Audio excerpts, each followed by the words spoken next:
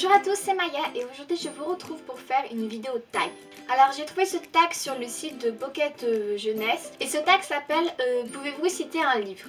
Donc à chaque fois il y aura plusieurs questions si je puis dire sur le livre que je devrais citer. Donc on commence tout de suite puisqu'il y a quand même 30 questions. Pouvez-vous citer un livre Pocket Jeunesse? Alors oui, je peux citer par exemple Hunger Games donc de Suzanne Collins. Pouvez-vous citer un livre classique? Alors je peux citer Le bourgeois gentilhomme de Molière. Donc là c'est pas dans les éditions Pocket Jeunesse, c'est dans les éditions Nathan, donc écrit par Molière. Pouvez-vous citer un livre qui est sorti en 2014? Donc je peux vous présenter Girl Online de Zoé Stug. Bon là c'est l'édition française mais l'édition américaine est sortie en 2014. Pouvez-vous citer un livre avec le nom du personnage principal dans le titre? Oui, je peux donc citer Cinder de Marissa Meyer, donc publié dans les éditions Pocket Jeunesse. Pouvez-vous citer un livre qui est le dernier d'une série? J'aurais donc pu citer le dernier tome de Hunger Games, mais je citerai le tome Vert Émeraude donc de Kerstin Gier dans les éditions Milan collection Macadam. Pouvez-vous citer un livre qui a une fin ouverte? Alors pour moi ce serait Eleanor and Park parce qu'à la fin on se retrouve mais genre comme ça. On se demande mais vraiment ce qui peut se passer après parce que il y a toutes les possibilités. Franchement ce livre ça m'a vraiment laissé un peu dubitative sur ce que j'en pensais parce que la fin est tellement ouverte en fait que on peut s'imaginer tellement de choses. Donc je citerai Eleanor and Park de Rainbow Rowell publié dans les éditions Pocket Jeunesse. Pouvez-vous citer un livre triste? Alors je citerai bien entendu donc Nos étoiles contraires de John Green. Donc là c'est publié dans les éditions Dutton puisque j'ai la version originale en anglais, mais en français il me semble que c'est publié chez Nathan. Pouvez-vous citer un livre drôle? Alors là je vous citerai donc avec grand plaisir 50 nuisances d'Orle Grey, donc qui est la parodie ultime de 50 nuances de Grey. Si vous n'avez pas lu le livre, c'est pas grave, vous pouvez très bien lire ce livre. Si vous avez lu, vous reconnaîtrez bien évidemment tous les détails des 3 tomes dans ce livre. Mais franchement, il est tellement hilarant, c'est un truc de dingue, c'est la parodie ultime, c'est vraiment une caricature en fait de 50 nuances de Grey. Donc il est écrit par Fanny Merkin et est publié dans les éditions Milady Romance. Pouvez-vous citer un livre qui a un verbe dans le titre? Alors moi je citerai donc Lexi Smart à la mémoire qui flanche, donc le verbe c'est du verbe avoir, donc écrit par Sophie Kinsella, publié dans les éditions Pocket. Donc pouvez-vous citer un livre dont le titre est dans une autre langue et qui n'a pas été traduit dans sa version française? Et je vous citerai Red Queen donc de Victoria Aveyard, publié dans les éditions MSK. Pouvez-vous citer un livre avec au moins un mort? Et là je vous citerai donc Divergente, donc le tome 1 écrit par Veronica Roth et publié dans les éditions Nathan.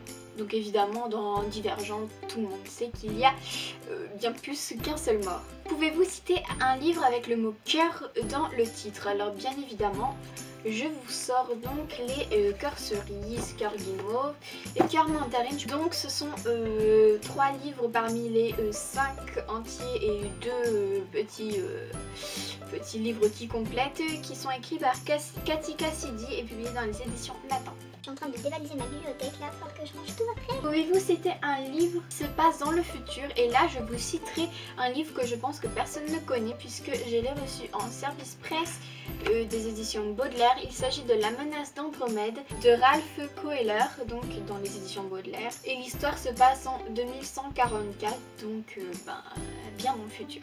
Pouvez-vous citer un livre dont le héros ou l'héroïne a 17 ans? Et là je citerai donc Éternel, donc là c'est le tome 6, mais je pourrais très bien vous prendre le tome 1. Et c'est un livre écrit par Alissa Noël et publié dans les éditions Michel Lafon.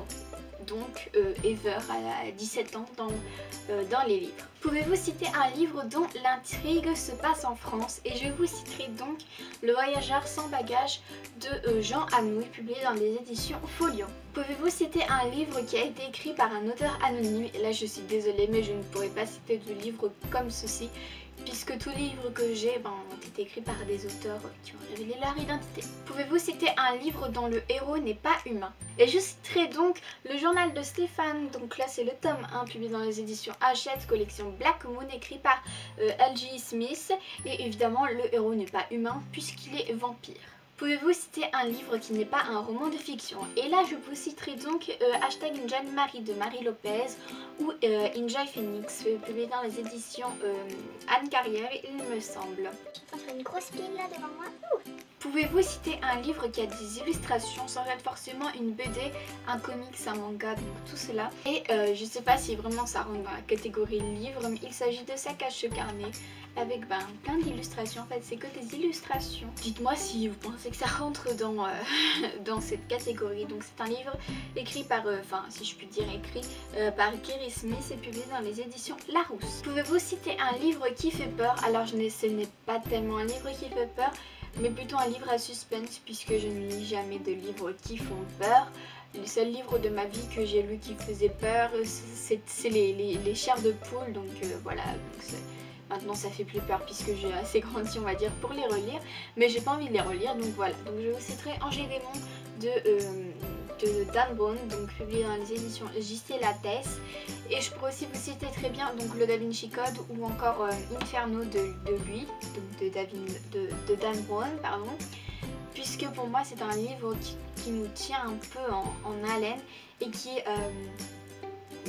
nous fait un peu peur puisque il nous apprend des trucs un peu bizarres, comme par exemple là c'est avec les Illuminati ou encore Inferno, c'était avec comment ils voyaient la mort d'une grande partie des personnes puisque tout le mystère tournait autour de ça. Donc voilà, je citerai donc les livres de Dan Brown ou les livres de Stephen King, mais je n'en ai pas chez moi, j'en ai un dans mon téléphone mais j'en ai pas en version papier, donc voilà. Pouvez-vous citer un livre dont le narrateur n'est pas le héros? Et malheureusement je crois que je n'ai pas de livre où le narrateur n'est pas un héros en fait. Je regarde en fait depuis tout à l'heure et pour moi tous les livres que j'ai, donc les narrateurs sont des héros, donc je suis désolée. Pouvez-vous citer un livre adapté au cinéma? Et là je vous citerai donc Confession d'une accro du shopping par Sophie Kinsella, publié dans les éditions Pocket. Donc c'est un livre que j'ai adoré et c'est un film que j'aime beaucoup revoir. Je l'ai en DVD aussi. Pouvez-vous citer un livre donc issu d'une série préquelle ou une séquelle d'une série originale? Et je pense que ça rentre dedans. Donc il s'agit de Radiance, écrit par Alison Wilde. Donc j'ai les 2 premiers tomes. En fait c'est donc dans le livre éternel il y a le personnage principal qui s'appelle Ever et elle a une sœur qui meurt dans un accident de voiture. De toute façon c'est dit dès le début donc ce n'est pas un spoiler, et on la retrouve en fait dans ces livres, donc je pense que ça peut rentrer. Pouvez-vous citer un livre avec une alternance de point de vue? J'aurais pu vous citer Eleanor in Park puisqu'on voit très bien le changement de point de vue, mais là j'ai envie de vous citer Un jour de David Nichols, donc publié dans les éditions 10-18. Alors il y a un changement de point de vue, donc c'est pas écrit à la première personne mais à la troisième, mais on voit très bien les changements de point de vue. En fait on voit très bien que c'est vraiment défini s'il nous montre le côté de Emma ou s'il nous montre le côté de Dexter. Pouvez-vous citer un livre dont le méchant devient un gentil en cours de série? Oui. On peut dire qu'il est méchant au début, mais qu'à la fin, il devient gentil. Enfin, je pense que ça rentre dedans. Donc 51 degrés par E.L. James, publié dans les éditions Le Livre de Poche. Alors évidemment pour moi, après chacun le voit comme il veut, mais pour moi au début c'est vraiment un méchant. Voilà, vous savez très bien, je ne vais pas vous dévoiler le personnage de Chris Angray, mais on peut très bien voir qu'il n'a pas des côtés très gentils, mais qu'à la fin, grâce à Anastasia, il devient gentil. Pouvez-vous citer un livre avec une scène d'anniversaire? Et là je vous citerai donc le tome 5 de Journal d'une princesse de Meg Cabot, qui est donc l'anniversaire, comme il est écrit, publié dans les éditions Le Livre de Poche. Pouvez-vous citer un livre qui a été écrit par plusieurs auteurs? Donc là je vous citerai 16 lunes, donc écrit par Camille Garcia et Margaret Stoll, donc publié dans les éditions Le Livre de Poche. C'est écrit par 2 auteurs, après je ne sais pas s'ils ont tous les 2 écrit ou alors s'il y en a une qui a eu l'idée et l'autre qui est l'auteur quoi. Pouvez-vous citer un livre dont l'auteur a un nom de plume? Et là je vous citerai donc Harry Potter, donc Les Prisonniers d'Azkaban, mais Harry Potter tout court, donc écrit par J.K. Rowling dans les éditions Folio Junior. Mais pour moi, J.K. Rowling c'est un nom de plume. Après c'est pas son vrai nom, je sais plus comment elle s'appelle, Johanna je crois, un truc comme ça. Mais je crois qu'elle a pris le cas de sa grand-mère ou de sa mère, je ne sais plus. Mais donc du coup je pense que c'est son nom de plume puisque c'est pas vraiment son vrai nom. Pouvez-vous citer un livre qui a une référence à un autre livre? Et là je vous citerai After de Anatole, publié dans les éditions Hugo Roman. Je sais plus à quel livre ils font référence, je sais pas, peut-être Léo de Hurlevent, non? Deux personnages principaux, Tessa et Hardin, ont un cours de littérature anglaise, il me semble, en commun, et ils étudient donc une œuvre et ils font des mini-débats en fait en cours contre, pour défendre chacun. Donc Tessa défend le personnage féminin de l'histoire et Hardin le personnage masculin. Donc je sais qu'ils étudient une œuvre et qui existe vraiment, mais je ne sais plus laquelle c'est, donc voilà. Je sais juste que c'est un classique de la littérature anglaise, il me semble, mais c'est un classique, mais je sais plus du tout lequel c'est, donc excusez-moi.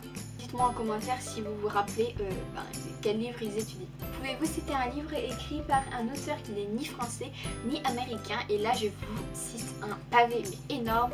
Il s'agit de La danse pourpre de Jaime Garcia Casillas. Donc c'est un auteur espagnol. Le livre il est écrit en français, mais c'est un énorme pavé, donc il fait pratiquement 900 pages. C'est donc publié dans les éditions Baudelaire. C'est un service presse que je n'ai pas encore lu. Il va falloir que je me lance bientôt. Franchement c'est un livre mais énorme, donc voilà. Voilà, ce tag est maintenant terminé. Je ne l'ai pas vu sur les chaînes, en fait je l'ai trouvé sur le site de Pocket Jeunesse, mais je l'ai vu repris sur quelques blogs. Après n'hésitez pas à reprendre ce tag, en fait je ne tag personne, donc du coup sentez-vous libre en fait de le reprendre. Donc pour un total, parce qu'il faut faire à chaque fois donc un score en fait, je dirais que j'ai fait que 2 fautes, il me semble, j'ai pas pu répondre à deux questions en fait, puisque j'avais pas de livre pour un auteur anonyme et pour un livre qui n'a pas de héros il me semble, donc du coup ça me fait que 2 fautes. Voilà, j'espère que ce tag vous a plu. N'hésitez pas à me dire ce que vous aurez répondu à certaines questions ou à toutes les questions. N'hésitez pas à le refaire dans les commentaires ou encore à me donner votre lien de blog si vous l'avez fait sur votre blog ou sur votre chaîne YouTube. Donc n'hésitez pas et je vous dis à la prochaine.